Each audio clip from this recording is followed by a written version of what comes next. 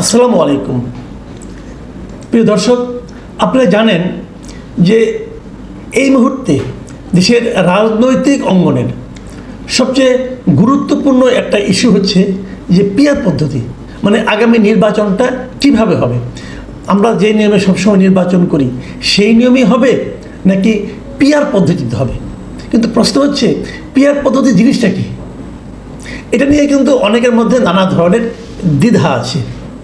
তা আমি পিয়ার পদ্ধতি সবাইকে বোঝেন, আপনি বোঝেন, অনেকেই বোঝেন না। আমি এরই মধ্যে এটা নিয়ে একটা জরিপ করেছিলাম।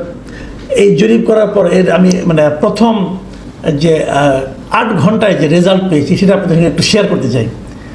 আমি 4টা অপশন দিয়েছিলাম যে আমি পিয়ার পদ্ধতি, প্রশ্নটা ছিল জামাত সহ কয়েকটি দল আন্দোলনে নেমেছে যে পিয়ার পদ্ধতি মানে সংখ্যানুপাতিক পদ্ধতিতে নির্বাচনের দাবিতে।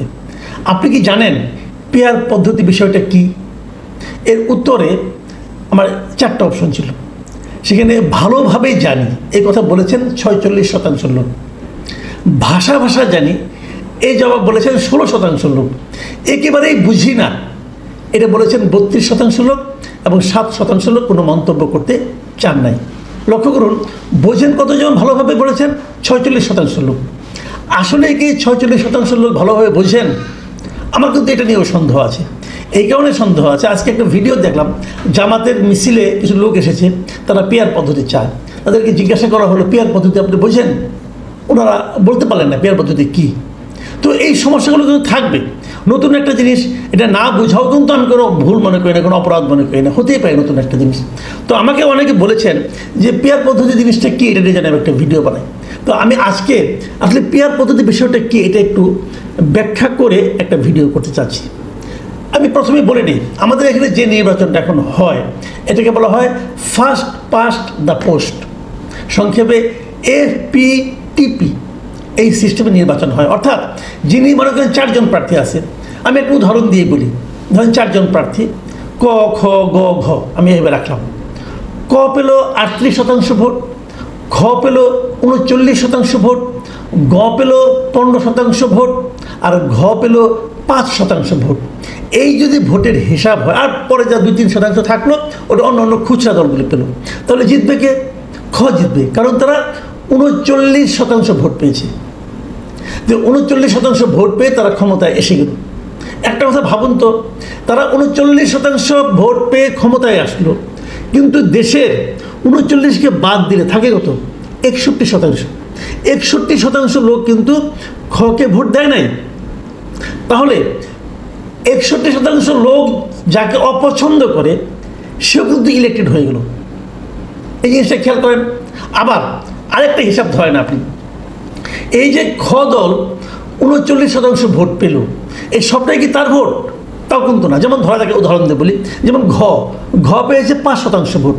এখন ঘ হয়তো ককে খুবই অপছন্দ করে। যেমন আমাদের এখানে অনেক সময় কিন্তু হয়, একটা যেমন আওয়ামী লীগ জামাত হয়তো আওয়ামী লীগকে খুবই অপছন্দ করে, কাজে আওয়ামী লীগকে ঠেকানোর জন্য হয়তো জামাতের লোকজন যে বিএনপিকে ভোট দেয়, এরকমও কিন্তু হয়। আমি এখানে যে উদাহরণটা দিচ্ছিলাম ওভাবেই বলি যে ঘ হয়তো ককে খুবই অপছন্দ করে, এই জন্য সে তার অনেক ভোট সে খকে দিয়ে দিয়েছে। সে খকেও পছন্দ কম করে, কিন্তু মানে কয়ের চেয়ে একটু কম করে, মানে দুইটা অপছন্দের মধ্যে খটা হলো কম অপছন্দ, তাই সে খকে ভোট দিল। এখানেও কিন্তু ভোটের কিছুটা এমন জায়গায় সে ভোট দিল যেখানে সে অন্য সময় হলে ভোট দিত না, এটাও কিন্তু ঘটে। এই যে ঘটনাটা, এখান থেকে বাঁচার জন্যই কিন্তু নতুন একটা পদ্ধতি আসছে। সেই পদ্ধতির নাম হলো প্রপোর্শন রিপ্রেজেন্টেশন সিস্টেম, সংক্ষেপে PR সিস্টেম। বাংলায় আমরা যেটাকে বলি সংখ্যানুপাতিক পদ্ধতি। এখন ওই যে আগে যেটা বললাম যে FPTP, ওই সিস্টেমে পৃথিবীর কতগুলি দেশে এখন নির্বাচন হয় জানেন? 58টা দেশে। পৃথিবীতে 58টা দেশে ওই FPTP মানে যে পদ্ধতিতে আমরা নির্বাচন করি এই পদ্ধতিতে নির্বাচন হয়। এর মধ্যে ইন্ডিয়াও আছে, এর মধ্যে পাকিস্তান আছে, এর মধ্যে ইংল্যান্ড আছে, এরা এই পদ্ধতিতে নির্বাচন করে। আমেরিকা কিন্তু আবার আরেকটা পদ্ধতি, ওটা কলেজ সিস্টেম, ওটা অন্য হিসাবে, ওই আলোচনা আমরা যাচ্ছি না আপাতত। আর এই যে বললাম পিয়ার সিস্টেম, এই সিস্টেমে এই মুহূর্তে সারা দুনিয়ার 90টা দেশে নির্বাচন হয়, 90টা দেশে। এখানে পদ্ধতিটা কি? এটা আলোচনা করি। তাহলে কোনটাতে বেশি নির্বাচন হয়? পিয়ার পদ্ধতিতে। কিন্তু প্রথম পিয়ার পদ্ধতিতে নির্বাচন শুরু হয়েছিল বেলজিয়ামে, সেটা 1900 সালে। 1900 খ্রিস্টাব্দে প্রথম বেলজিয়ামে পিয়ার পদ্ধতিতে নির্বাচনটা শুরু হয়, সেটা এখনও বেলজিয়ামে সেভাবে চলছে। এছাড়া এখন নেদারল্যান্ড, ইসরায়েল, এখনও এই সিস্টেমেই নির্বাচন হয়। ইসরায়েলেও কিন্তু এই পিয়ার সিস্টেমে নির্বাচন হয়। আমাদের পার্শ্ববর্তী দেশ নেপালেও পিয়ার পদ্ধতিতে নির্বাচন হয়। এই পিয়ার পদ্ধতিতে কিন্তু অনেকগুলি সিস্টেম আছে, পিয়ারের মধ্যে কিন্তু অনেকগুলি পদ্ধতি আছে, সেটা আপনাদের একটা বলি। যেমন ধরেন ইসরায়েল কিংবা নেদারল্যান্ড, এখানে কি হয়? তারা যেটা করে, তারা এতগুলি প্রার্থী দেয় না। তারা বলে যে পুরো দেশটাই একটা নির্বাচনী এলাকা, এইখানে ভোট হবে দল ভিত্তিক। যে দল যত পার্সেন্ট ভোট পাবে সে সংসদের আসনের অত পার্সেন্ট আসনে জায়গা পাবে। যেমন ধরা যাক আমাদের দেশে 300 আসন। এখন যদি কোনো একটা দল, ধরা যাক আওয়ামী লীগ অথবা বিএনপি অথবা কখই ধরি আমরা, যদি দল যদি 40% ভোট পায়, তাহলে তারা 120টা আসন পাবে। যদি দল 38% অথবা 35% ভোট পায়, যদি দল মনে করেন 35 পেল, তাহলে তারা 105টা আসন পাবে। ঠিক এইভাবে এটা হলো একটা পিয়ার পদ্ধতি, যেটা নাকি এটাকে বলা হয় পিওর প্রফেশনাল রিপ্রেজেন্টেশন, মানে পিপিআর সিস্টেম। মানে পুরো দেশটাই একটা, পুরো প্রার্থী আলাদা থাকে না, দল থাকে, দল নির্বাচিত করে। এই পদ্ধতিতে নির্বাচন হয় সাধারণত ইসরায়েলে হয়, নেদারল্যান্ডসে হয়, এই সিস্টেম হয়। আবার আরেকটা আছে, সেটাকে বলা হয় ক্লোজ লিস্ট সিস্টেম। সেটা হলো পার্টি করে কি ইলেকশনের আগে একটা তালিকা প্রকাশ করে দেয় যে 300 আসনের জন্য আমাদের এই 300 প্রার্থী, 1, 2, 3, 4 করে প্রার্থী ঘোষণা করে দেয়। তারপরে তারা যদি এরকম 120টা আসন পায়, তাহলে ওই প্রথম থেকে 120 জন যাবে, ওই তালিকা দেখে ভোটাররা ভোট দেবে। এটা একটা পদ্ধতি। এখন এই পদ্ধতিতে হলে আমাদের এখানে কী হতো আমি ওইটা একটু বোঝাই, তারপরে আপনি অন্য লাইনে আবার আসতেছি। যেমন আমাদের একদম কখনো উদাহরণটা অনেকে মনে রাখতে পারেন না, এখন আমি একটু দলের উদাহরণ দিয়ে আপনাদের বুঝিয়ে দিই। ধরেন 2001 সালের নির্বাচনের কথা আপনারা ধরেন, মাথায় রাখেন। 2001 সালের নির্বাচনে কে জিতেছিল? বিএনপি জিতেছিল। বিএনপি কত পার্সেন্ট ভোট পেয়েছিল? বিএনপি সেবার 40.97% ভোট পেয়েছিল। ধরেন 41% ভোট তারা পেয়েছিল। 9-7 মানে 41 প্রায় 41% ভোট পেয়ে তারা আসন পেয়েছিল কয়টা? 193টা। খেয়াল রাখবেন, তারা 193টা আসন পেয়েছিল। 300 আসনের মধ্যে 193টা তারা পেয়েছিল 40.97% ভোট পেয়ে। আর সেবার আওয়ামী লীগ ভোট পেয়েছিল কত? 40.13%, মানে সামান্য কম ভোট। কিন্তু আমি যদি সংখ্যা হিসেবে করি, বিএনপি ভোট পেয়েছিল 2,28,33,000, আওয়ামী লীগ পেয়েছিল 2,23,65,000, মানে 5 লাখ ভোট কম পেয়েছিল আওয়ামী লীগ। এবং এই 5 লাখ ভোট কম পাওয়ার কারণে আওয়ামী লীগের আসন হয়েছিল 62টা। কোথায় 193 আর কোথায় 62? কিন্তু যদি ওটা পিয়ার সিস্টেম ইলেকশন হতো, তাহলে বিএনপি আসন পেত 193টা না, তারা পেত 123টা। আর আওয়ামী লীগ 62টার পরিবর্তে আসন পেত 120টা। সেই নির্বাচনে জাতীয় পার্টিও ছিল, তারা ভোট পেয়েছিল 7.24%, তারা আসন পেয়েছিল 14টা। যদি পিয়ার সিস্টেম হতো তাহলে তারা আসন পেত 22টা। আবার জামাত ইসলামে 2001 সালে বিএনপির সঙ্গে মিলে ইলেকশন করেছিল, কাজে তাদের শতাংশ ঠিক বোঝা যায় না। তবু আমি ধরে নিচ্ছি জামাত ভোট পেয়েছিল, জামাত যেগুলি অ্যাবসলিউট জামাত ছিল, সেখানে ভোট পেয়েছিল তারা 4.28% এবং আসন পেয়েছিল 17টা। কিন্তু যদি সেটা পিয়ার সিস্টেমে নির্বাচন হইতো, এই ভোটের কারণে তারা আসন পেত 13টা। মানেটা হলো এখানে এটাই যে যাদের নাকি কম ভোট পায় সারা দেশে, তারাও কিন্তু কিছু আসন পেয়ে যায় জাতীয় সংসদে।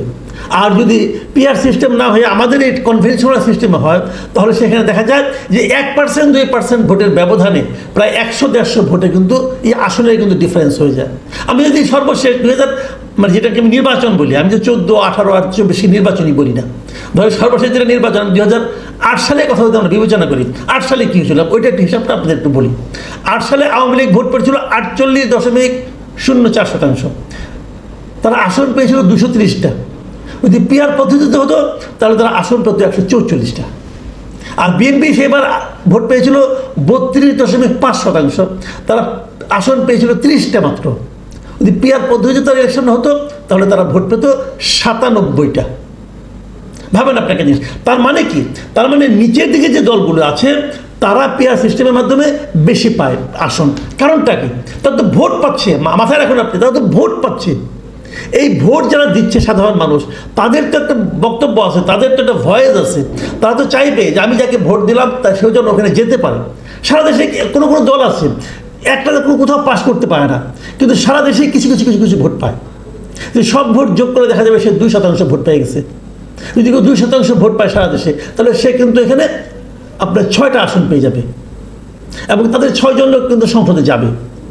তো এইটাতে আমার মনে হয় এটাকে আমি মোর ডেমোক্রেটিক আমার বিবেচনায় বলি, আমারটা ভুল হতে পারে, আমারটার সঙ্গে আপনি একমত নাও হতে পারেন, কোনো সমস্যা নেই, এটা আমার কাছে মোর ডেমোক্রেটিক মনে হয়।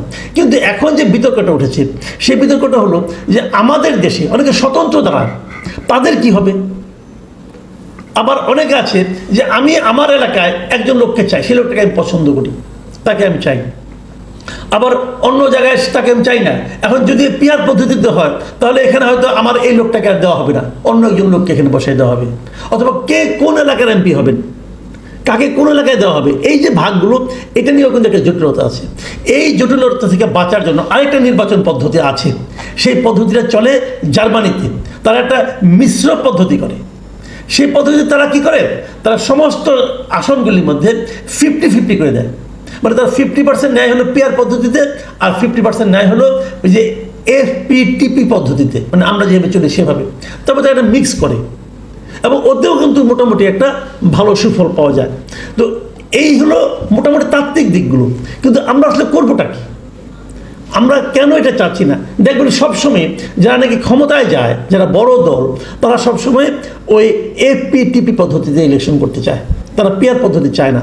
আর যারা তুলনামূলক ছোট দল, তারা পিয়ার পদ্ধতি চায়। গণতন্ত্রের মূল বক্তব্যটা হলো আপনি একজন মানুষের কথাও শুনবেন। যত বেশি লোকের কথা, যত বেশি লোকের ভয়েস আমি সংসদে আনতে পারবো, ততই সুবিধা।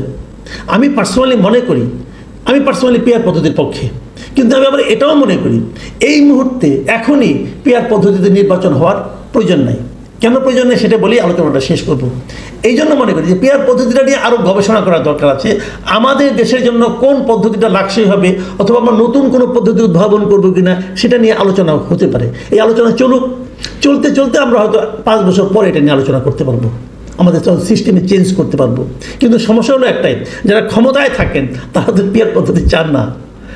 তো যে কারণে তখন এটা হবে কি না এটা তো আমরা জানি না। তো এখন আমাদের একটা সংস্কার কর্মসূচি চলছে। এখন এই ধরনের একটা মানে আপনার সিগনেচার করে নিলেই হয়, চুক্তি করলেই হয় যে 5 বছর পরের থেকে আমরা পিয়ার পদ্ধতি চালাবো। এটা একটা পদ্ধতি।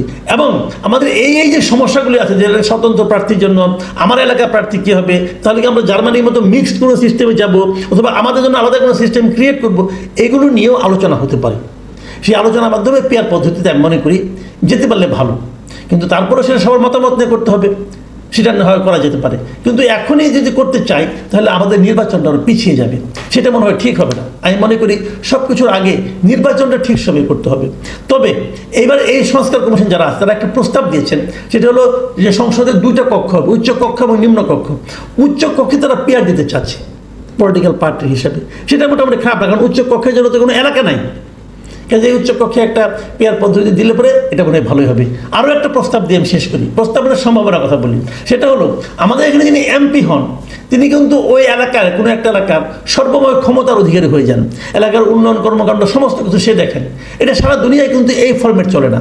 সারা দুনিয়ায় চলে যেটা, সেটা হলো উন্নত বিশ্বে বিশেষ করে, যে এলাকার যে উন্নয়ন সেই কাজটা আসলে এমপি সাহেবদের হাতে থাকে না, সেটা থাকে হলো লোকাল গভর্নমেন্টের হাতে, মানে উপজেলা চেয়ারম্যানদের হাতে।